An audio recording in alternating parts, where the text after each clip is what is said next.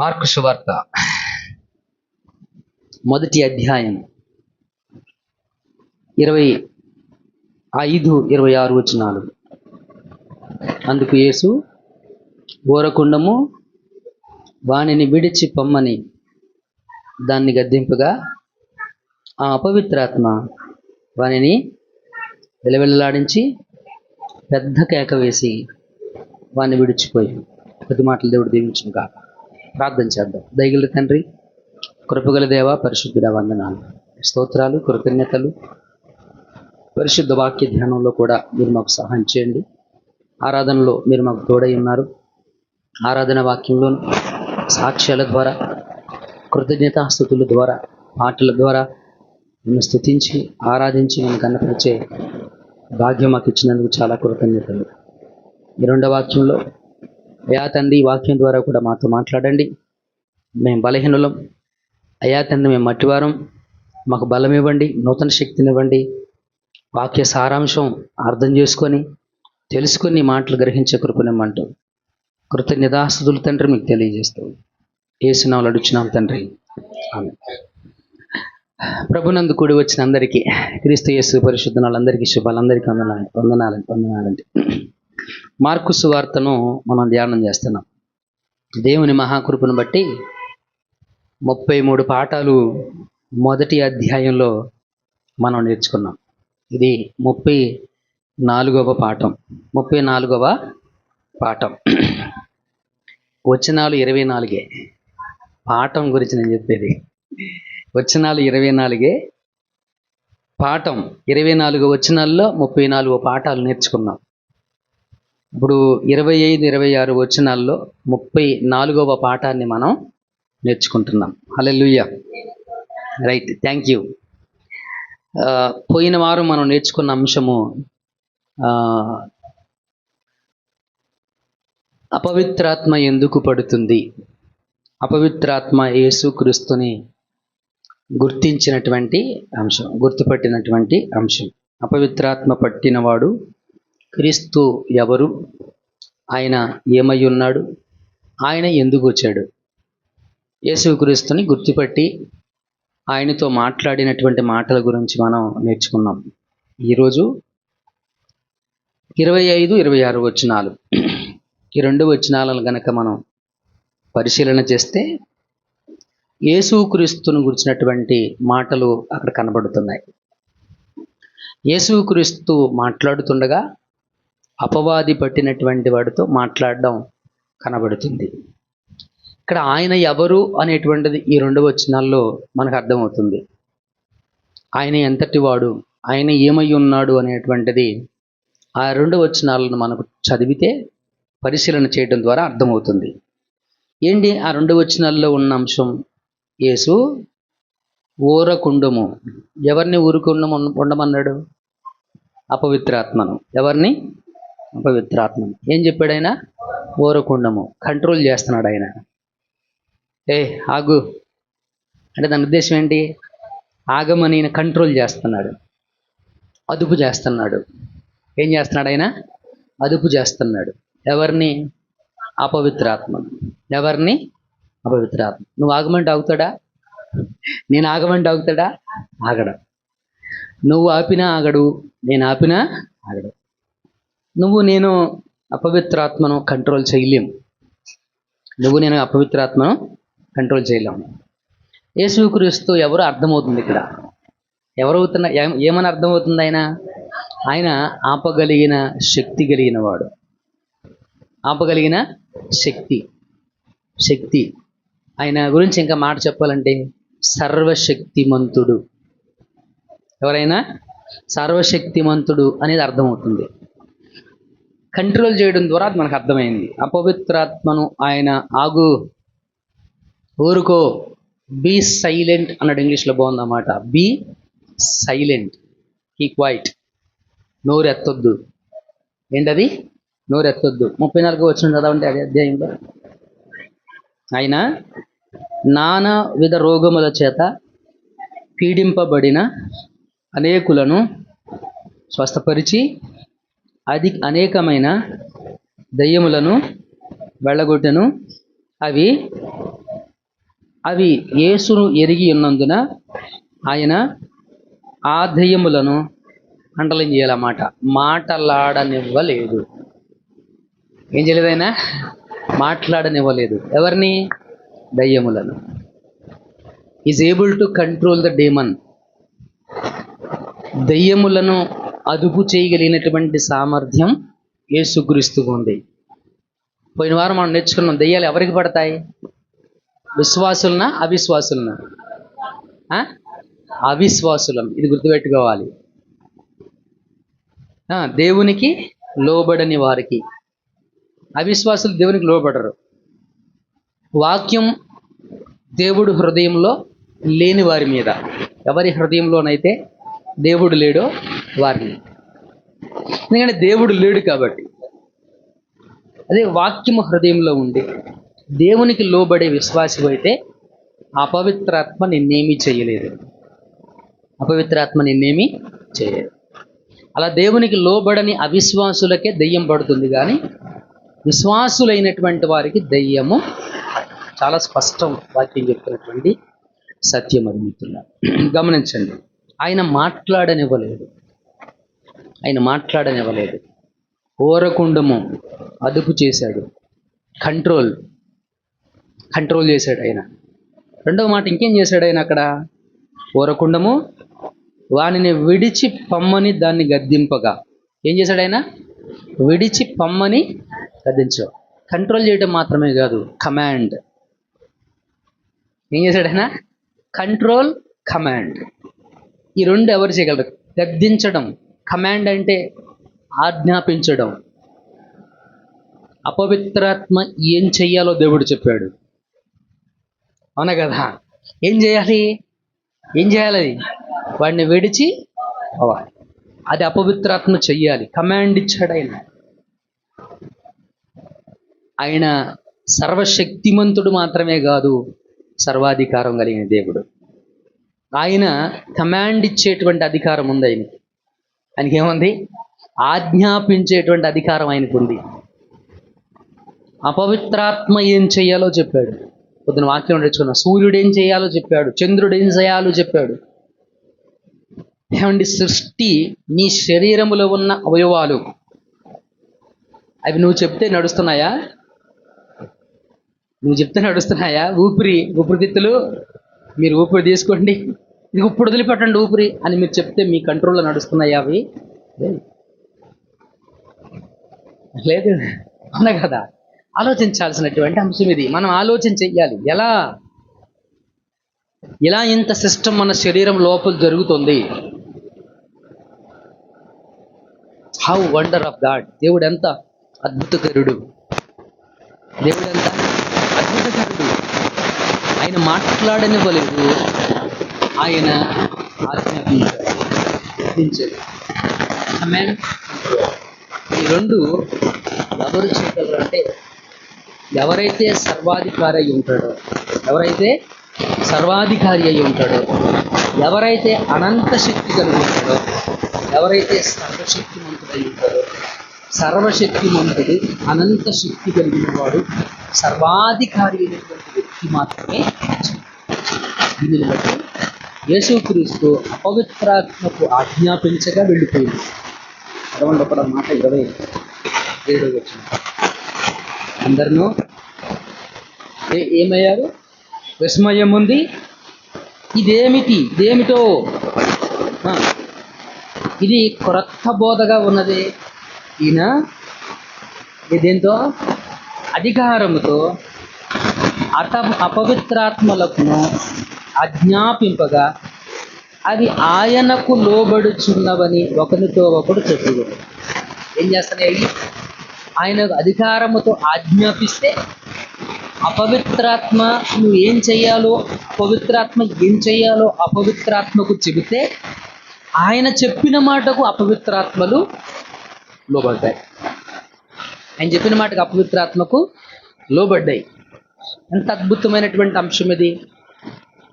దీన్ని బట్టి మనం అర్థం చేసుకోవాలి, దేవుడు యేసుక్రీస్తు అనే వ్యక్తి, ఈ దైవ మానవుడు ఏమై ఉన్నాడు, ఆయన ఎవరు, అనేది మనం అర్థం చేసుకోవాలి.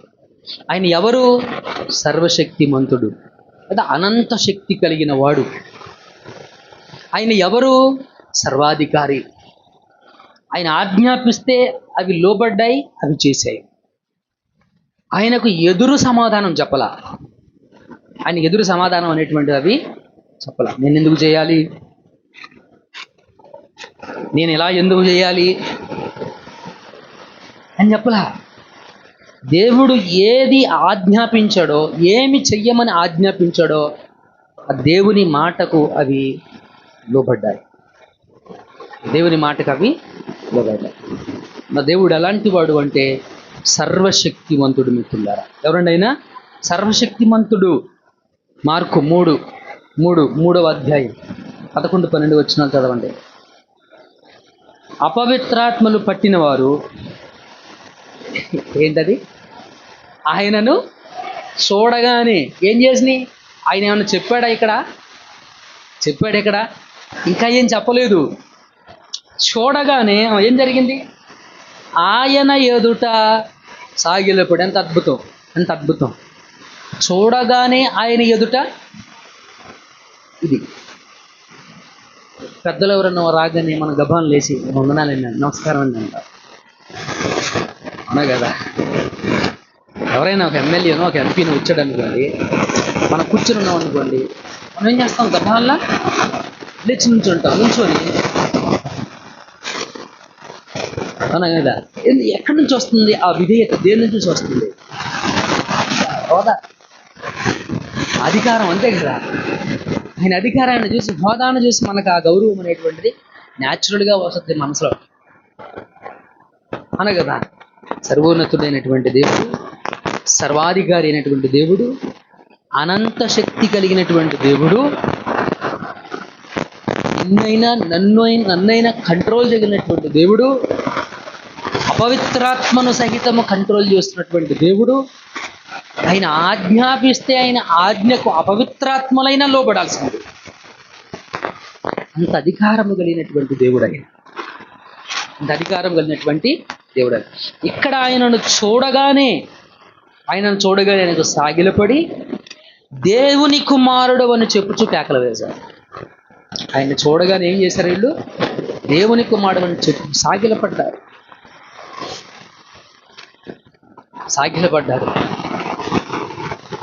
ఒకసారి మనం దేవునికి తప్ప మనుషులకు సాగిలపడడం మనకు బాగా అలవాటైపోయింది. మనుషులు బ్రతులాడుకోవడం, మనుషుల దగ్గర అవమానమైన నిందైన వాళ్ళు వేసినట్టు భరించడం, వాళ్ళ దగ్గర తలంచుకోవడం. దేవుడు మిమ్మల్ని అలా పుట్టించలేదు. నీ స్వతహాగా నువ్వు కష్టపడు, దేవుని మీద నమ్మకం ఉంచు, ఆయన అధికారాన్ని ఒప్పుకొని జీవితంలో ఆయన్ని కలిగి ఉండు. ఆయన జీవితంలో నువ్వు కలిగి ఉండు. ఎవరి మోకాళ్ళ దగ్గర ఒకరి మోచేతి నీళ్లు త్రాగి బ్రతకాల్సిన అవసరత నీకు లేదు. అర్థమవుతుందండి? ఒకరి మోచేతి నీళ్లు త్రాగి బ్రతకాల్సిన అవసరత నీకు లేదు. నువ్వు సాగిల పడ్డావు అనంటే ఒక్కడే దేవునికి మాత్రమే సాగిలపడాలి. దేవునికి మాత్రమే. అబ్రహాము దేవునికి తప్ప ఎవరికైనా సాగిలపడి ప్రార్థన చేశాడా? దావీదు దేవునికి తప్ప ఎవరికైనా సాగిలపడ్డా? మనం మనుషుల మీద నమ్మకాన్ని ఇస్తున్నాం. మనం ఎందుకు మనుషులను అంత ఆధారం చేసుకుంటున్నాం? విశ్వాస లోపం. దేవుని మీద నమ్మకం ఉంచి ఓపికగా కనిపెట్టి ఉండడంలో బలహీనులు మనం. తోపు లేదు. దారాసక్తి వాళ్ళు వేసుకుంటే కొడుకులు విడమెట్లు కన్ను తగ్గిపోతుంది కదా. అది అట్లా ప్రార్థన చేయని అలా చేయాలి, ఇలా అయిపోవాలి. చాలా పొరపాటు ఆలోచన. ఇంగ్లీష్ మందులో చెప్తాడు కదా, ఇంగ్లీష్ మందులు ఉపశమనం మాత్రమే. ఏంటది? తగ్గినా మళ్ళీ వస్తుంది. హోమియోపతిని అడిగితే చెప్తాడు, ఇది నిదానంగా తగ్గింది కానీ మళ్ళీ రాదంటాడు. హోమియోపతి దేవుడు, అవునా కదా? గమనించాల్సిన వెంటనే ప్రార్థనకు జవాబు రావాలి అని ఆశించడం అది అవిశ్వాసం, అవివేకం. దేవుడు నీకు అది వెంటనే అవసరమైతే ఆయన ఇష్టం, ఆయన అధికారం. ఆయన అధికారాన్ని, ఆయన ఇష్టాన్ని నువ్వు గౌరవించింది ఏది? ఆయన ఇష్టాన్ని, ఆయన అధికారాన్ని మనం గౌరవించింది ఏది? నాకు ఇప్పుడే అయిపోవాలంటే అండి, మీ నాన్నే లేకపోతే పిల్లలు మీరు ఏదో అడిగారు, కొనిస్తానన్నాడు, కొనిస్తాలేకరా కొంచెం వెయిట్ చేయన్నాడు. లేదు నాకు ఇప్పుడే కావాలంటే మరి గౌరవించింది ఏది? తండ్రిని, ఆయన ఆలోచనని, ఆయన మాటని గౌరవించింది ఏది? ఆయన ఇస్తానని చెప్పాడు కదా, అవునా కదా? ఇది మనం అర్థం చేసుకోవాల్సినటువంటి అంశం. ఒకవేళ నిజంగా నీ జీవితంలో నువ్వు దేవుని అధికారాన్ని, ఆయన శక్తిని నీ జీవితంలో నువ్వు కలిగి ఉంటే ఆయనను గౌరవించాలి. ఆయన్ని గౌరవించాలంటే ఎలా గౌరవించగలుగుతావు? ఆయన ఇచ్చేదాకా ప్రార్థన చేయాలి. మనుషుల్ని అడగట్లేదుగా, ఏమండి? మనుషుల్ని అడగట్లేదుగా. మనుషుల్ని అడగడానికి సిగ్గుపడవు, దేవుణ్ణి అడగడానికి ఎందుకు సిగ్గుపడాలి మనం? మనుషుల్ని అడిగేటప్పుడు లేని సిగ్గు ఇచ్చేదాకా ప్రార్థన చేయాలంటే ఎవడు ప్రార్థన చేస్తాడని అనుకోమాకండి. అవసరత దేవుందని అనుకోమాకండి. అవసరత ఆయన ఇస్తే ఎత్తాడు, ఆయన ఇస్తే ఎంత, ఇగిపోతే ఎంత అన్నట్టుగా భావించకండి. అర్థమవుతుందా? దేవుని దగ్గర మనకు అదే ఉండాల్సింది, తగ్గింపు, ఓర్పు. ఆయన కార్యం చేసేంత వరకు మనకు ఓర్పు ఉండాలి, సహనం ఉండాలి. మనం శనివారం ఏలియా గురించి నేర్చుకున్నాం గత రాత్రి, అంతకుముందు వారం కూడా అది నేర్చుకున్నాం. ఏలియా ప్రార్థన చేస్తాడు, నేను రోషం కలిగిన వాడనై, ఇశ్రాయేలులందరూ కూడా నీ ప్రవక్త అందరిని చంపేశాడు, నేను రోషం కలిగి నేను ఒక్కడనే ఉన్నాను, అంటే నేను ఒక్కడనే భక్తిగా ఉన్నాను, నేను ఒక్కడనే విశ్వాసంగా ఉన్నాను, మిగిలిన వాళ్ళందరూ కూడాను తప్పిపోయారు, చంపేశారు, అది అని చెప్పేసి ఏదో విజ్ఞాపన చేస్తున్నాడు. నువ్వు ఒక్కడో కాదునైనా 7,000 మంది 7,000 మంది ఉన్నారని చెప్పాడు దేవుడు. ఆ ప్రార్థన చేసినప్పుడు 2 సార్లు చెప్పాడు ఏలియా ఈ మాట దేవునికి. 2 సార్లు దేవుడు పట్టించుకోవాలా ఈ మాటనే. అర్థమైందా? మనం ఒక స్త్రీ గురించి మనం నేర్చుకున్నాం, కనాను స్త్రీ. ఆవిడ ఎంతో ప్రార్థన చేస్తూ ఉంది, అడుగుతుంది, కేకలు పెడుతుంది. కానీ దేవుడు ఆవిడ కేకలను పట్టించుకున్నాడా? పట్టించుకోవాలా. ఆవిడ చేసే మనవిని పట్టించుకున్నాడా? పట్టించుకోవాలా. ఆవిడ చేసిన మనవిని పట్టించుకోలేదు, ఆవిడ అరిచిన కేకల్ని పట్టించుకోలేదు. ఇక శిష్యులకి ఇసుకొచ్చి, ఎందుకునైనా ఆవిడ పొద్దున్నుంచి అరుస్తూనే ఉంది, ఈవిడ్ని మనం ఇంటికి పంపించేద్దామంటే అప్పుడు ఆవిడకు చిన్న అర్థం, ఆవిడలో ఉన్న విశ్వాసం తెలుసుకోవడం కోసం, తెలియపరచడం కోసం ఆయన ఒక మాట చెప్పాడు. పిల్లలకు చేసిన ఆహారాన్ని కుక్క పిల్లలకు పెట్టడం న్యాయం కాదు కదా, న్యాయము కాదు కదా అన్నాడు. అవును కదా ప్రభా, మీరు అన్నది కరెక్టే, కానీ కుక్క పిల్లలు కూడా ఎక్కడ పడే ఆహారం తింటాయి? పిల్లలు ఆ యజమాని బల్ల దగ్గర కూర్చొని, ఆ యజమాని తిన్న తర్వాత మిగిలింది ఉంటాయి కదా, మనం మిగిలిన తర్వాత ఏం చేస్తాం? ఆ ఎముకలు మిగిలిపోతే ఏం చేస్తాం మనం? కుక్కలు. అదే కదా ఇది కూడా తినేది, ఆహారమే కదా. నేను కుక్క పిల్లనే. ఎంత అద్భుతమైనటువంటి విశ్వాసం! అది కావాలి దేవునికి. ఆయన అధికారాన్ని ఒప్పుకోవడం, ఆయన అధికారాన్ని గౌరవించడం. ఆయన అధికారాన్ని ఎప్పుడు వెళ్ళింది, ఎప్పటి వరకు అరిచింది, కేకలు వేసింది ఆ జనంలో, ఆయన కావాలని పట్టించుకోలేదంటారా? అర్థమవుతుందా? అంతే కదా, ఆవిడ పొద్దు నుంచి సాయంత్రం దాకా అరుస్తూనే ఉంది. So what is important here? ఆయన అధికారాన్ని ఒప్పుకోగలగడం, ఆయన ఆధిపత్యాన్ని మనం ఒప్పుకోగలగటం గమనించాల్సినటువంటి విషయం. సాగిలపడ్డాయి. ఏలియా చేసినటువంటి ప్రార్థన కూడా దేవుడు పట్టించుకోలే. నేను నీకు ఇది కాదు కానీ ముందు నువ్వు అక్కడ పర్వతానికి వెళ్ళాను అన్నాడు. నేను చెప్పడం దీనికి చదువుదాం. 1 రాజులు 19. 1 రాజులు 19.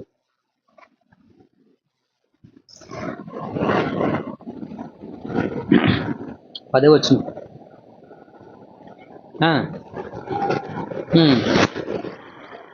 ఎవరంట ఏం చేశారు? నిబంధన త్రోసివేసి నీ బలిపీఠం పడగొట్టి నీ ప్రవక్తలను ఖడ్గం చేత హతం చేసిరి. సైన్యములకు అధిపతియగు దేవుడవగు యెహోవా కొరకు మహా రోషం గలవాడనై నేను నేను ఒకడను మాత్రమే మిగిలి ఉండగా వారు నా ప్రాణమును కూడా తీటుకే చూచున్నారని మనవి చేశాను. ఏం చెప్తున్నాడు ఇక్కడ ఏలియా? ఇశ్రాయేలులందరూ బలిపీఠములను పడగొట్టేశారు, ప్రవక్తలను చంపేశారు, ఎవరూ లేరు, నేను ఒక్కడనే విశ్వాసంతో ఉన్నా.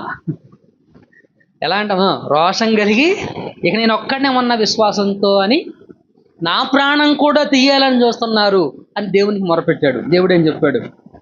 అందుకు ఆయన, నీవు పోయి పర్వతం మీద యెహోవా సముఖమందు నిలిచి ఉండమని సెలవిచ్చాను. ఈయన అడిగింది ఏంటి? ఈయన చెప్పింది ఏంటి? ఏలియా అనుకున్నాడు, బహుశా నేను ఒక్కడిని మిగిలినంటే దేవుడు ఉబ్బిపోతాడు, ఇక దేవుడు నన్ను ఎంతగానో పొగిడేస్తాడు, బహుశా అలా అనుకుని ఉంటాడు మనసులో. నేను ఒక్కడనే ఉన్నాను, నేనే ధైర్యంగా ఉన్నాను, నన్ను మెచ్చుకుంటాడు అనుకున్నాడేమో. ముందు ఇదంతా పక్కన పెట్టి ఏం చెప్పమన్నాడు? పర్వతం మీదకు పోయి యెహోవా సముఖమందు నిలిచి ఉండమని చెప్పాడు. నువ్వు ఆడికి వెళ్ళి ముందు అక్కడ నిలబడని చెప్పాడు. అక్కడికి వెళ్ళి ముందు అక్కడ నిలబడి ఉండమని దేవుడు చెప్పాడు. నిలబడి ఉండమని దేవుడు మళ్ళీ చెప్తాడు ఇంకోసారి 14వ వచనంలో చెప్తాడు. అందుకు అతడు, ఇశ్రాయేలు వారు నీ నిబంధన త్రోసివేసి, అంటే ఫస్ట్ టైం పట్టించుకోలేదుగా, మొదటిసారి చెప్తే పట్టించుకోలేదు దేవుడు, అందుకే రెండోసారి చెప్పాడు. రెండోసారి చెప్తున్నాడు, హతము చేశారు ఖడ్గం చేత సైన్యములకు అధిపతియు దేవుడవగు యెహోవా కొరకు మహారోషం గలవాడినై నేను ఒక్కడను మాత్రమే మిగిలి ఉండగా వారు నా ప్రాణము తీయుటకే చూచున్నారని చెప్పాను. అప్పుడు యెహోవా అతనికి సెలవిచ్చినదేమనగా, నీవు మరలి అరణ్య మార్గమున దమస్కునకు పోయి దానిలో ప్రవేశించి సిరియా దేశం మీద హజాయేలునకు పట్టాభిషేకం చేయము, ఇశ్రాయేలు మీద నింషి కుమారుడైన యేహూనకు పట్టాభిషేకం చేయము, నీకు మారుగా ప్రవక్తగా ఉండుటకు అబెల్మే హోలా వాడైన షాఫాతు కుమారుడైన ఎలీషాకు అభిషేకం చేయము. ఈయన ఏం చెప్పాడు? దేవుడు ఏం చెప్తున్నాడు? 2 సార్లు ఏలియా మనవని దేవుడు పట్టించు. అన్ని సందర్భాల్లో దేవుడు మన దగ్గర మనం చేసే మనవి కంటే something God expecting from us, విశ్వాసం. ఏంటండి అది? విశ్వాసం. ఒకవేళ నువ్వు చేసినటువంటి ప్రార్థనలో ఆలస్యం జరుగుతూ ఉంటే దయచేసి దేవుడిని నిందించే ప్రయత్నం చేయకండి. ఎందుకు జరుగుతుందో, ఇలా నాకే ఎందుకు జరుగుతుందో, నీకైతే జరగకూడదా? నాకు తెలియకొడుతున్నా. మనం ఏమన్నా వివిఐపీలమా? నీకైతే జరగకూడదా? నీకు జరగడానికి వీల్లేదా? నీకు జరగడానికి వీల్లేదా? నువ్వు గొప్ప అంటే నీ గొప్పతనాన్ని వెతుక్కుంటున్నావా దేవుని దగ్గర? తన్ను తాను తగ్గించుకున్నవాడు హెచ్చించబడతాడు, తన్ను తాను హెచ్చించుకున్నవాడు తగ్గించబడతాడు. తగిన కాలంలో ఆయన మనల్ని ఆశీర్వదించడానికి ఏం చేయాలంట? దేన మనస్సు కలిగిన వారమైన చేతుల కింద, ఆయన బలిష్టమైన చేతుల కింద మనం దేన మనస్సు కలిగి ఉండాలని దేవుడు మనకు చెప్పాడు. దేవుడు మనకు చెప్పాడు. ఆయన అధికారాన్ని మనం ఒప్పుకోవాలి. ఆయన సర్వశక్తిమంతుడు అనేది మనం గ్రహించాలి. ఆయన ఎవరండి? yes, he is the one who controls the situation. పరిస్థితిని అదుపు చేయగలిగినటువంటి వాడు ఆయనే. పరిస్థితిని ఆధీనంలో తీసుకొని అదుపు చేయగలిగినటువంటి వాడు ఆయనే. ఎప్పుడంటే నువ్వు ఆయన చేతుల్లో ఆయన అధికారాన్ని నీ జీవితంలో అనుమతించినప్పుడు, ఆయన అధికారాన్ని నువ్వు ఒప్పుకున్నప్పుడు, ఆయన అధికారాన్ని, ఆయన శక్తిని నువ్వు గౌరవించినప్పుడు దేవుడు అలా నీ జీవితంలో పనిచేయగలుగుతాడు. దేవుడు అలా నీ జీవితంలో, నా జీవితంలో ఆయన పనిచేయగలుగుతాడు మిత్రులారా. కానీ గమనించండి, అవి సాగిలపడ్డాయి. ఆయన కనపడగానే సాగిలపడ్డాయి. ఇక్కడైతే గద్దిచ్చాడు. మనం చదివిన వాక్యాల గద్దింపు కూడా చేయలేదు ఆయన. లోక 4 లోక 4:35. అందుకేసు ఊరకుండుము, ఇతనిని వదిలిపొమ్మని ఏం చేశాడు ఆయన? ఊరకుండము. He's is the one who controls. ఇతన్ని వదిలిపొమ్మని దాన్ని గద్దింపగా, దయ్యము వాని మధ్యను పడద్రోసి వానికి ఏ హానియు చెయ్యక వదిలిపోయాను. ఏ హాని చేయకుండా దేవుడు అది దయ్యం ఏం చేసిందంట? వదిలి వెళ్ళిపోయింది. అర్థం చేసుకోవాలి. పరిస్థితిని దేవుని ఆధీనంలోనికి మనం అప్పగించినప్పుడు, మనం దేవుని అధికారాన్ని మన జీవితంలో మనం ఒప్పుకున్నప్పుడు దేవుడు మనల్ని సంరక్షణగా ఉంచుతాడు. దేవుడు మనల్ని సంరక్షణగా ఉంచుతాడు. మనుషుల దగ్గర సాగిలపడడానికి సిగ్గుపడం మనం.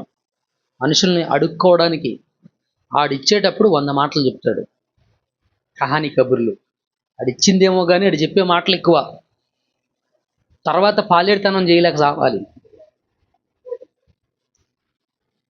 అవునా కదా? ఇచ్చిన తర్వాత వెట్టి సాకిరే. ఇచ్చిన తర్వాత ఏంటండి? వెట్టి చాకరే. మనకేమో భయం,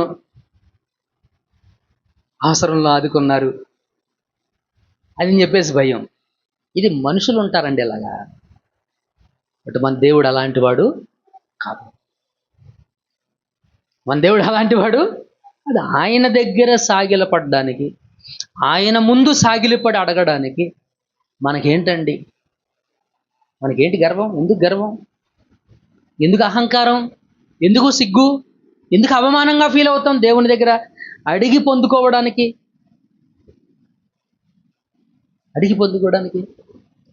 ఆయన అధికారాన్ని ఒప్పుకోవడానికి మనకి సమస్య ఏంటి? దేవుడు చేయలేనిది మనుషులు చేస్తారనా? దేవుడు చేయలేనిది మనుషులు చేస్తారనేటువంటి గుడ్డి నమ్మకమా? అప్పుడప్పుడు అంటారు, డాక్టర్లే ఏం చేయలేకపోయింది, ప్రార్థన అంటారేంటి అన్నాడు ఒక ఆయన. ఏంటి, డాక్టర్లే ఏమి చేయలేకపోయారు, మీరు ప్రార్థన అంటారేంటి అన్నాడు ఒక ఆయన. గమనించవలసినటువంటి విషయం. ఆయన సర్వాధికారం కలిగినటువంటి దేవుడు. అదే 4:41 కూడా ఏం చెప్పింది చదవండి. లోక వారిలో ప్రతి వాని మీద చేతులుంచి వారిని స్వస్థపరచును.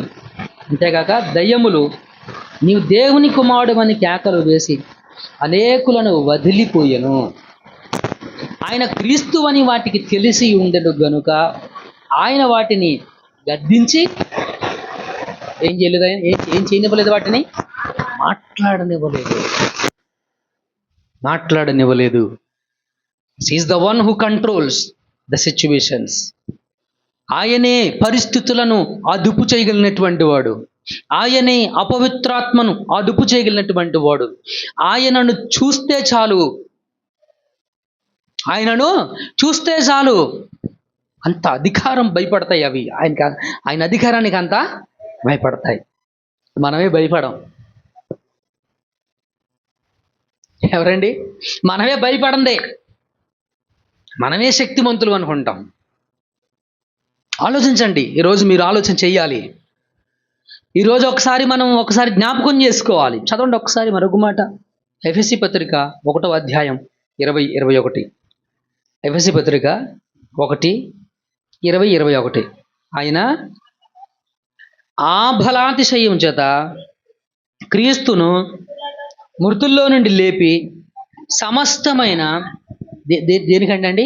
సమస్తమైన ఆధిపత్యము కంటెను, అధికారము కంటెను, శక్తి కంటెను, ప్రభుత్వము కంటెను ఈ యుగమునందు మాత్రమే కాక రాబోవు యుగమునందును పేరు పొందిన ప్రతి నామము కంటెను ఎంతో హెచ్చుగా పరలోకమందు ఆయనను తన కుడి పార్శ్వమున కూర్చుండబెట్టుకొని ఉన్నాడు. ఆధిపత్యం కంటే ఇంకా ఆధిపత్యం కలిగిన వాడు ఆయన. అధికారము కంటే ఇంకా అధికారము కలిగినటువంటి వాడు ఆయన. ఇంకొక మాట చూడండి ఒకసారి. కొలసీలకు రాసిన పత్రిక 1వ అధ్యాయం. కొలసీ 1:15. ఆయన అదృశ్య దేవుని స్వరూపి అయి సర్వ సృష్టికి ఆది సంభూతుడై ఉన్నాడు. ఎలయనగా ఆకాశమందున్నవియు భూమి యందున్నవియు అవి కనబడేవి కానీ అదృశ్యమైనవి అంటే కనబడనివి కానీ అవి సింహాసనములైనను ప్రభుత్వములైనను ప్రధానులైనను అధికారములైనను సర్వమును ఆయన యందు సృజింపబడెను. సర్వమును ఆయన ద్వారా ఆయనను బట్టి సృజింపబడెను. ఆయన అన్నిటికంటే ముందుగా ఉన్నవాడు, ఆయనే సమస్తమునకు ఆధారభూతుడు. సమస్తానికి ఆధారం ఆయనే. సర్వాధికారము కలిగినటువంటి దేవుడు. Let me ask you the question. సర్వాధికారము కలిగిన దేవుని దగ్గరకు, అనంత శక్తిమంతుడైన దేవుని దగ్గరకు నువ్వు వస్తున్నావా? అనంత శక్తిమంతుడైన దేవుని దగ్గరికి నువ్వు వస్తున్నావా? ఆలోచన చేయాలి. రాగలుగుతున్నావా? లేకపోతే నీ బలాన్ని, నీ శక్తిని, నీ సామర్థ్యాన్ని, నీ తెలివితేటల్ని, మనుషుల్ని, వీళ్ళందరినీ దృష్టిలో పెట్టుకొని, మన కుటుంబాల్లో సంపన్నులు ఉంటారు, వాళ్ళు ఇస్తారులే నమ్మకం, వాళ్ళు చేస్తారులే నమ్మకం, వాళ్ళు ఉన్నారులే నమ్మకం, మనుషుల మీద నమ్మకం. ఇలా దేవుని దగ్గరకు రావడంలో వెనకబడిపోతున్నావా? దేవుని దగ్గర ప్రార్థన చేయడంలో వెనకబడిపోతున్నావా? సర్వశక్తిమంతుడు, సర్వాధికారి అయినటువంటి దేవుణ్ణి, ఆయన అధికారాన్ని నువ్వు పక్కన పెడుతున్నావేమో, గౌరవించడం లేదేమో, ఆయన అధికారానికి నువ్వు విలువనివ్వడం లేదేమో. ఒక్కసారి మనం ఆలోచించాల్సినటువంటి అవసరత నీకుంది. ఈరోజు ఒక ప్రియ విశ్వాసిగా, దేవుణ్ణి తెలిసిన ఎరిగిన వ్యక్తిగా, నువ్వు నిజంగా దేవుని ఎరిగిన వ్యక్తివైతే, అక్కడ మనం చదివాము అపవిత్రాత్మల గురించి, ఆ వాటికి ఆయన ఎవరో తెలిసి ఉండెను గనుక అనే పదం చదివాం మనం. అవునా? ఎక్కడ చదివింది? ఏ వచనంలో? లూకా 41 4:41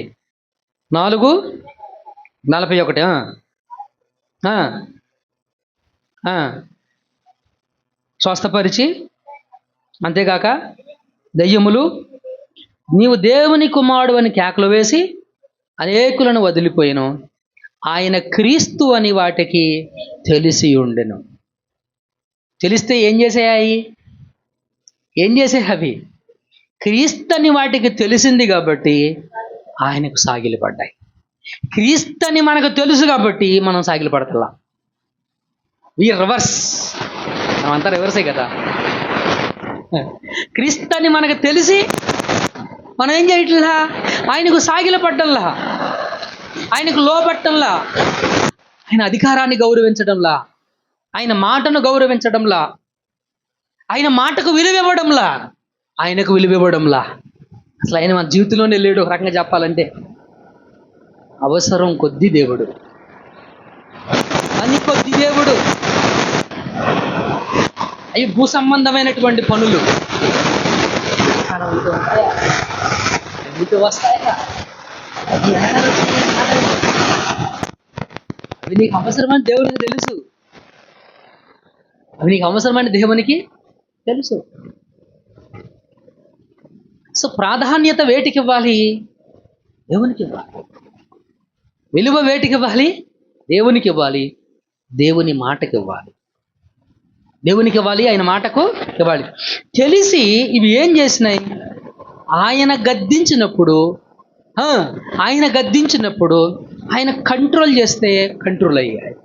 ఆయన ఆజ్ఞాపిస్తే ఆ గద్దింపునకు అవి లోపడ్డాయి. ఆయన అధికారానికి అవి లోపడ్డాయి. అపవిత్రాత్మలు ఇవి దేవునికి సన్నిహితులేం కాదు లోబట్టానికి. ఏమండి, ఇవేమి దేవునికి సన్నిహితులా, స్నేహితులుగా కాదు. ఇవి దేవునికి వ్యతిరేకమైనటువంటి వ్యక్తులు కూడా, దేవునికి వ్యతిరేకంగా జీవించేటువంటివి, ఇవి కూడా దేవునికి లోపడుతూ ఉంటున్నాయి. దేవుని పిల్లలమైనటువంటి మనం ఏం చేస్తూ ఉంటున్నాం? ఆయన పిల్లలమని చెప్పుకుంటూ ఆయన్నే గౌరవించలేని స్థితిలో మనం ఉన్నామేమో. ఆయన పిల్లలమని చెప్పుకుంటూ ఆయన మాటలకే విలువ ఇవ్వని పరిస్థితుల్లో మనం జీవిస్తూ ఉంటున్నాము. జీవితంలో అనుకున్నటువంటి ప్రతి పరిస్థితిని కంట్రోల్ చేసి ఒక్క మాటతో నిన్ను నిలవబెట్టగలిగినటువంటి వాడు యేసుక్రీస్తు. మరి ఆయన తెలిసి, ఆయన క్రీస్తు అని తెలిసి నువ్వేం చేస్తున్నావు, మనం ఏం చేస్తున్నావు అనేది ఒకసారి ఆలోచన చేయాలి. యేసు శక్తిమంతుడు, సర్వాధికారి అయితే అపవాది ఏంటి? అపవాది ఏంటి? రెండో మాట చదవండి అక్కడ. మార్కు సువార్త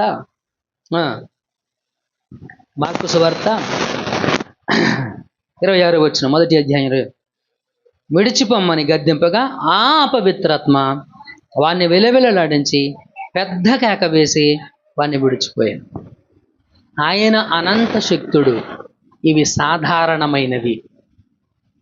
ఇవేంటండి? సాధారణమైనవి. నీకు నాకు ఎలాంటి హాని చెయ్యలేవు. ఆయన ఆజ్ఞ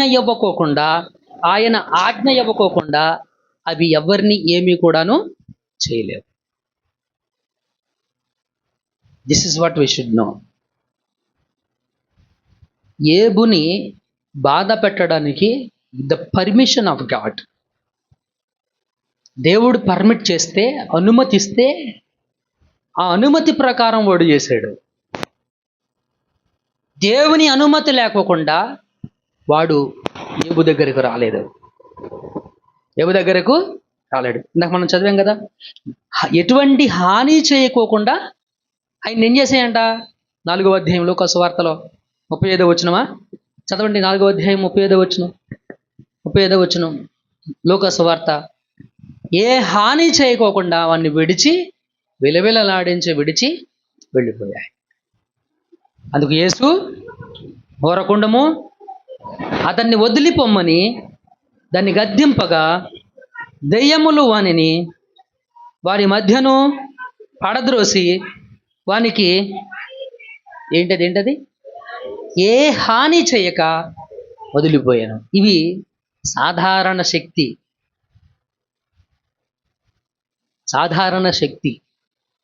నీకు ఏది కావాలి ఇప్పుడు? ఇద్దరిని ముందు పెట్టాడు మార్కు. దేవుడు, దయ్యం. ఏంటది? దేవుడు, దయ్యం. మూడో వ్యక్తి అక్కడ మనిషి కూడా ఉంటాడు. దేవుడు, దయ్యం. నీకు ఎవరు కావాలి? చాయిస్ ఇచ్చాడు దేవుడు. ఇక్కడ చాయిస్ నీదే. సర్వాధికారి అయిన దేవుడా, అనంత శక్తుడైనటువంటి దేవుడా, సాధారణ భయాన్ని కలుగజేసేటువంటి అపవాద. సాధారణ విషయాలకు భయపడతాం మనం. అపవాది చేసేటువంటి గలిబిలులకు మనం భయపడతాం.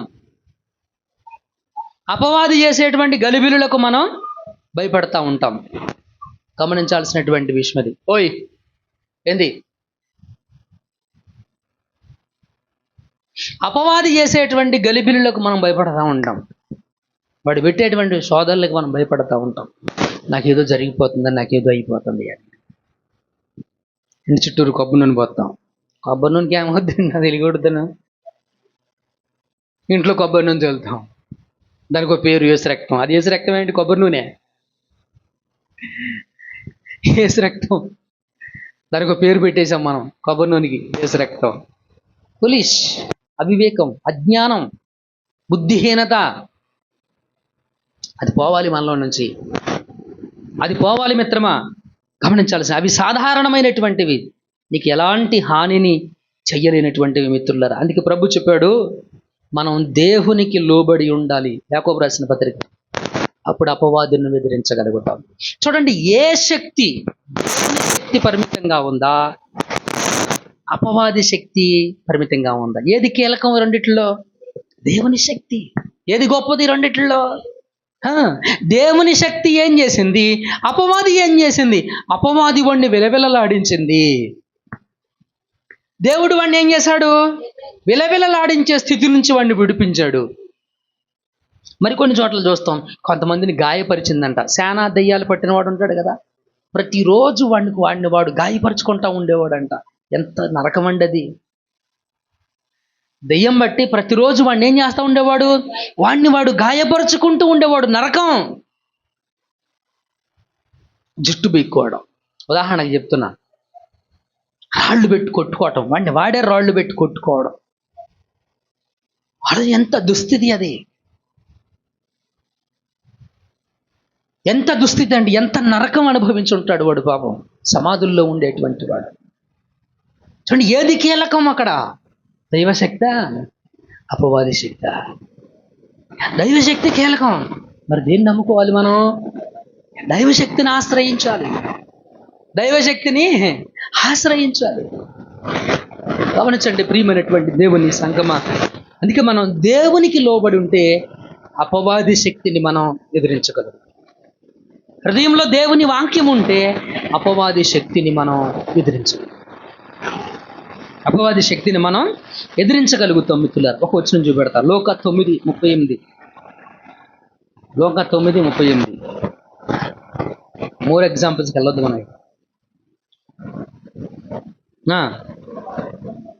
ఇదిగో ఆ జన సమూహంలో ఓ బోధకుడా, నా కుమారుని కటాక్షించమని నేను వేడుకొనుచున్నాను. వాడు నాకు ఒక్కడే కుమారుడు. ఇదిగో ఒక దెయ్యము వాడిని పట్టినప్పుడు వాడు అకస్మాత్తుగా కేకలు వేయను, నురుగు కార్చున్నట్లు అది వాణ్ణి విలవిల్లాడించి గాయపరచుచు వాణ్ణి వదలకుండును. దాన్ని వెళ్ళగొట్టని నీ శిష్యులను వేడుకొంటిని, కానీ వారి చేత కాలేదని మొరపెట్టుకునేను. ఏం చేసిందంట? దెయ్యం విలవిల్లాడించి గాయపరిచి నొరగొచ్చేటట్లుగా చేసి వదలనట్టు. టైఫాయిడ్ జ్వరం పోయినట్టే ఉంటుంది, పోదాం. అవునా కదా? పోయిందని అనుకుంటాం, కానీ దీని వైరస్ లోపలే ఉంది. అట్లా నాకు బాగా కొంచెం ఎక్స్పీరియన్స్ కదా, అది మ్యాక్సిమం చాలా మందికి వచ్చింది కదా. అది తగ్గింది అనుకుంటున్నాం, ఇంకేంటి ఆరోగ్యంగా ఉన్నాం, తగ్గింది అనుకుంటున్నాం, కానీ కొంచెం పని ఎక్కువ చేసిన రోజున బయటకు వచ్చేస్తుంది. కొంచెం పని ఎక్కువ చేసిన రోజున బయటకు వచ్చేస్తుంది. సేమ్ దెయ్యం కూడా అదే చేసింది, వీడిని వదలనట్టుంది. బాగు చేయమని యేసుక్రీస్తుని అడిగింది. చూడండి, ఇక్కడ 42వ వచనంలో, వాడు వచ్చుండగా ఆ దయ్యము వాడిని పడద్రోసి విలవిల్లాడించను. యేసు అపవిత్రాత్మను గద్దించి బాలుని స్వస్థపరిచి వాడిని తండ్రికి అప్పగించాను. హల్లెలూయా, దేవునికి మహిమ కలుగును గాక. See which is the good work? ఏది కీలకమైన, ఏది మంచి పని చెప్పండి? ఎవరు చేశారు మంచి పని? దేవుడా, దయ్యమా? మనం నమ్మాల్సింది, మనం లోబడాల్సింది, మనం గౌరవించాల్సింది ఎవరిని? దేవుని శక్తినా, దేవుని అధికారాన్న, అపవాది శక్తినా, అపవాది అధికారాన్న? గమనించండి మిత్రులారా, మరి మనం ఎవరి అధికారం కింద ఉన్నాం ఈరోజు? ఇప్పుడు నువ్వు ఎవరి అధికారంలోకి ఉన్నావు? ఇంకా నువ్వు అపవాది యొక్క అధికారంలో ఉండిన వ్యక్తివైతే కనుక ఈరోజు ప్రభువు నీతో మాట్లాడుతున్నాడు. మిత్రమా, వాడి అధికారం నుంచి నువ్వు బయటికి రావాలంటే you can do only one thing. నువ్వు చేయాల్సినటువంటి పని ఒకటే, ప్రే. విశ్వాసం ఉంచు, ప్రార్థన చేయి. విశ్వాసం ఉంచి ప్రార్థన చేయి. చూడండి, ఆ 2 వచనాలు ఉంటాయి కదా మార్కు సువార్త 1వ అధ్యాయంలో. తర్వాత వచనంలో ఏముంటుందంటే 27వ వచనంలో, అందరూ విస్మయం ఉంది. ఇదేమిటో, ఇది ఎక్కడ విచిత్రం? ఆయన కనపడుతున్నాడుగా కంటికి. ఏమండి, యేసుక్రీస్తు స్పష్టంగా అక్కడ కనపడ్డాడుగా. ఆయన ఏం చేశాడో కనపడ్డాడుగా. ఆయన అధికారం కనపడిందిగా, ఆయన ఆధిపత్యం కనపడిందిగా. అధికారం కనపడింది, ఆధిపత్యం కనపడింది. కంట్రోల్ చేయడం చూశారు, కమాండ్ చేయడం చూశారు, ఆ దెయ్యాలు వదిలేయడం కూడా చూశారు. ఇన్ని చూసి కూడా వీళ్ళకి యేసుక్రీస్తు మీద నమ్మకం తప్ప అన్నీ వస్తున్నాయి. ఏంటంటే అది నమ్మకం తప్ప అన్నీ వస్తున్నాయి. ఏం విస్మయం వచ్చిందంట. ఏం కలిగిందంట? విస్మయం. ఆలోచించారా ఒక క్షణమైనా? Who is he? ఆయన ఎవరు? ఆయనకెందుకు లోబడ్డాయి ఇవి? అసలు ఆయన ఏమై ఉన్నాడని ఒక ఆలోచన, ఆయనను గూర్చినటువంటి ఒక తలంపు, ఒక అవగాహన తెచ్చుకోవడం అనేటువంటిది ఉందా? లేదు. విస్మయం వచ్చేసింది వీళ్ళకి. సర్కస్ చూసినట్టు చూశారు. చెప్పాలి, ఒక మాటలో చెప్పాలంటే ఏం చూశారు? సర్కస్ చూసినప్పుడు ఇంత రౌండ్ ఇనపది ఉంటుంది, ఇంత లావు మనిషి దాంట్లోంచి బయటకు వస్తాడు, అర్రే అంటాం చూసారా మనం. ఎలా వచ్చాడు అంత అంత లావు మనిషి ఇంత చిన్న రింగులో నుంచి? ఆశ్చర్యం. ఇంత తాడు ఉంటుంది, ఇంత వైరు ఉంటుంది, కరెంటు వైరు, అటుపక్క ఇటుపక్క కర్రలు పాతి, ఆ కర్ర మీద నడిచి వస్తుంది బొడ్డమ్మాయి, ప్లేట్ మీద నడిచి వస్తుంది, అదే వైరులో వైరు మీద ప్లేట్ పెట్టి ప్లేట్ మీద నడుచుకుంటూ వస్తుంది. హర్రి ఇలా నడిచింది. ఆశ్చర్యం, విస్మయం. అంతే, యేసుక్రీస్తు దేవుడు చేసినటువంటి కార్యం చూసి కూడా ఆ ఫీలింగే వచ్చింది వీళ్ళకి. ఒక సర్కస్ని చూసి విస్మయం పొందినట్లుగా, ఒక సర్కస్ని చూసి ఆనందించినట్లుగా ఆనందించారు వాళ్ళు. విస్మయం ఉంది. ఇదేమిటో, ఇదేంటో, అదేంటో తెలియట్లేదు వాళ్ళకి. ఇదేంటి అంటే ఏంటి అర్థం కాలేదని అర్థం. ఇదేంటి అని అడిగా ఉంటే అర్థం ఏంటి? అర్థం కాలేదు, తెలుసుకోలేదు. ఏంటండి అది? చూసి కూడాను అర్థం చేసుకోలేదు. ఈరోజు నా స్థితిలో మనం ఉన్నామా? నీ జీవితంలో ఎన్ని కార్యాలు దేవుడు చేస్తుంటాడు? ఎన్నిసార్లు నువ్వు ప్రార్థన చేసినప్పుడు నీ మనవిని ఆలకించి నువ్వు అడిగిన దానికి జవాబిచ్చినటువంటి దేవుడు. ఎన్నిసార్లు దేవుడు మన జీవితంలో ఉపకారం చేస్తుంటాడు. Did you understand? నువ్వు అర్థం చేసుకున్నావా ఆయన్ని? ఇదేంటో అని అక్కడే ఆగిపోయావా? ఇదేంటో అని తెలియని తత్వంలో ఆగిపోయావా? మనిషి ముందు 2 మార్గాలు పెట్టాడు, దైవశక్తి, అపవాది. ఏది ఉత్తమం, ఏది కీలకం, ఏది మంచిది నువ్వు చూసి తెలుసుకోవయ్యా అని మనిషిని అక్కడ పెట్టాడు. కానీ వాళ్ళు ఏం చేస్తున్నారు? విస్మయం ఉంది. ఇదేంటో తెలుసుకోలేనటువంటి, అర్థం చేసుకోలేనటువంటి తత్వం. అక్కడే ఆగిపోయారు. విస్మయం ఉంది. ఇంకా ఇదేంటంట? ఇది కొత్త బోధ అంట. ఏ బోధ ఇది? ఇది క్రొత్త బోధ. ఆశ్చర్యకరమైనటువంటి విషయం. క్రొత్త బోధ ఎందుకు అవుద్ది? వాళ్ళు ఇశ్రాయేలులే కదా. పాత నిబంధన గ్రంథంలో సారేపతు విధవరాలు పోషించబడ్డం వీళ్ళకి తెలియదా? సారేపతు విధవరాలి కొడుకు మరణకరమైనటువంటి వ్యాధి వచ్చినప్పుడు ఏలియా స్వస్థపరచటం తెలియదా? ఇది కొత్త బోధ ఎందుకు అవుతుంది? ఏమండి, ఎర్ర సముద్రాన్ని 2గా చీల్చటం వీళ్ళకి తెలియదా? 40 సంవత్సరాలు అరణ్యంలో చెప్పులు అరగకుండా, చొక్కాయి చెరక్కోకుండా, బట్టలు మాసిపోకోకుండా నడిపించినటువంటి ఆశ్చర్యకరమైనటువంటి అంశం వీళ్ళకి తెలియదా? ఏమి తెలియదు వీళ్ళకి. ఏంటండి అది? ఏమి తెలియదు వీళ్ళకి. క్రొత్త బోధ. అంటే మరి వీళ్ళు ఏ స్థితిలో ఉన్నారో అర్థం చేసుకోండి. దేవుణ్ణి ఎంత మర్చిపోయారో. ఏంటండి, దేవుణ్ణి ఎంత మర్చిపోయారో ఒక్కసారి మనం ఆలోచించాల్సినటువంటి అవసరత ఉంది మిత్రులారా. ఏదో కొత్త బోధలాగా ఉంది అని అనుకున్నారు. ఇంకేమనుకున్నారంట వాళ్ళు? ఈయన అధికారముతో అపవిత్రాత్మలకు ఆజ్ఞాపింపగా అవి ఈయనకు లోబడుచున్నవని ఒకనితో ఒకడు చెప్పుకున్నాడు. కాలయాపన చేయడం. ఏం చేయడం ఇది? కాలయాపన చేయడం. ఒకరితో ఒకరు అనుకుంటున్నారు కానీ గ్రహించడంలా. ఒకరితో ఒకరు అనుకుంటున్నారు కానీ గ్రహించటంలా. మత్తయి 13:15 చెప్పండి నాతో పాటు ఈ మాటలు. ఈ ప్రజలు కన్నులారా చూచి, చెవులారా విని, హృదయముతో గ్రహించి, మనసు త్రిప్పుకొని నా వలన స్వస్థత పొందకుండునట్లు వారి హృదయము క్రొవ్వినది, వారి చెవులు వినుటకు మందములైనవి, వారు తమ కన్నులు మూసుకొని ఉన్నారు. గనుక మీరు వినుట మట్టుకు విందురు కానీ గ్రహింపరు, చూచుట మట్టుకు చూతురు కానీ ఎంత మాత్రమును తెలుసుకున్నారు. This is what happening. ఇప్పటికీ కూడా అదే జరుగుతూ ఉంది. దేవుడు ఈరోజు నీతో చాలా స్పష్టంగా మాట్లాడాడు. నువ్వు ఆయన్ని తెలుసుకోవడంలో, ఆయన మాటల్ని గ్రహించడంలో, ఏ స్థాయిలో ఉన్నావు?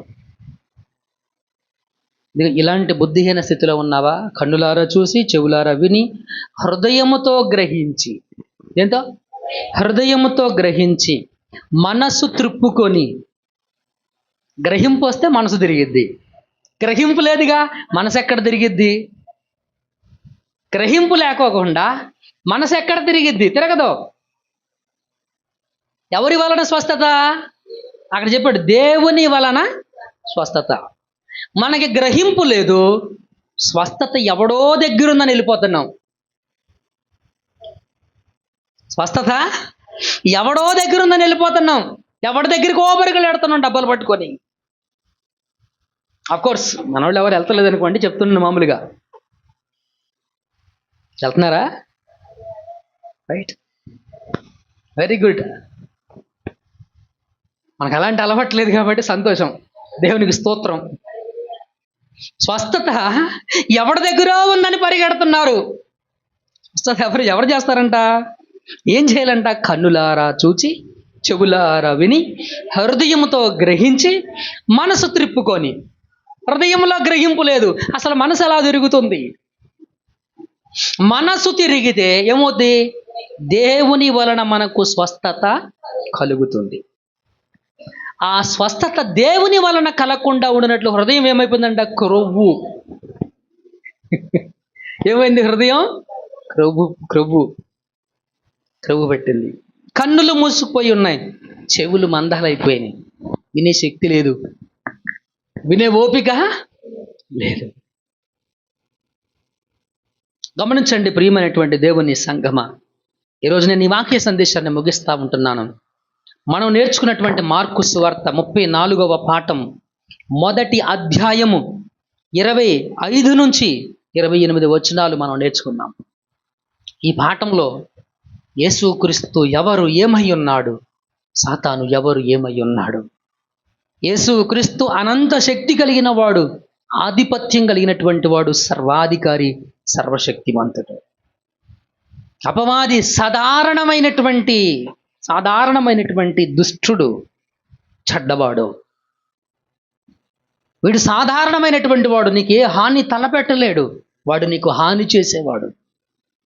వాడు ఎవరండి?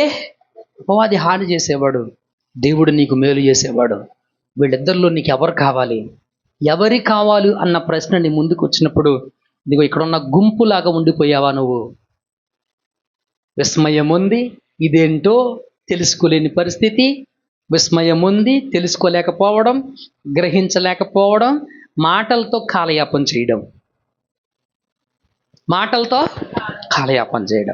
అక్కడ ఆగిపోయావా? ఇంకా ఆయన ఎవరో గ్రహించలేని స్థితిలోనే ఉండిపోయావా? ఇంకా ఆయన ఏమై ఉన్నాడో తెలుసుకోలేని పరిస్థితుల్లో ఉండిపోయావా?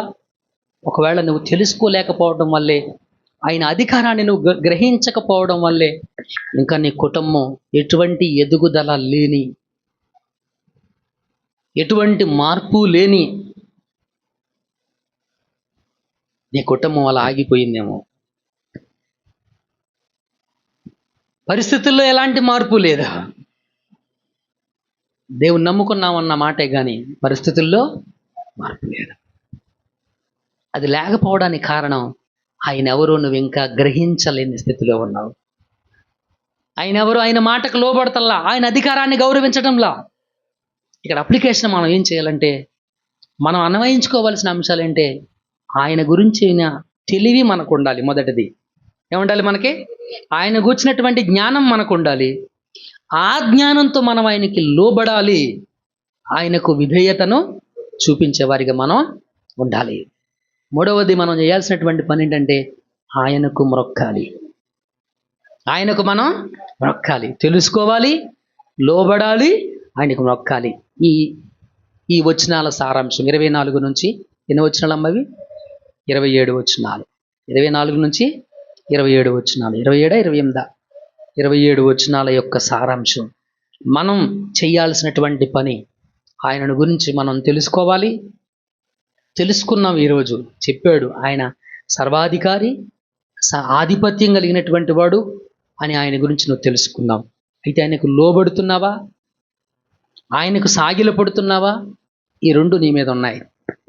ఈ రెండు నీవు ఉన్నాయి. లేదా సాధారణ శక్తి కలిగినటువంటి అపవాదిని నువ్వు ఇంకా ఫాలో అయ్యే వ్యక్తిగా ఉన్నావా? సాధారణమైనటువంటి అపవాది శక్తిని అనుసరించేవాడిగా మిగిలిపోయావా? తెలుసుకోలేని స్థితిలో ఆగిపోయావేమో ఆలోచించవలసిందిగా ప్రభువుని బట్టి నేను మీకు మనవి చేస్తూ ఈ మాటలు ముగిస్తున్నాను. ప్రార్థన చేసుకుందాం. తలలు వంచండి. ప్రార్థన చేసుకుందాం. తలలు వంచండి. దేవుని వాక్యాన్ని మనం విన్నాం.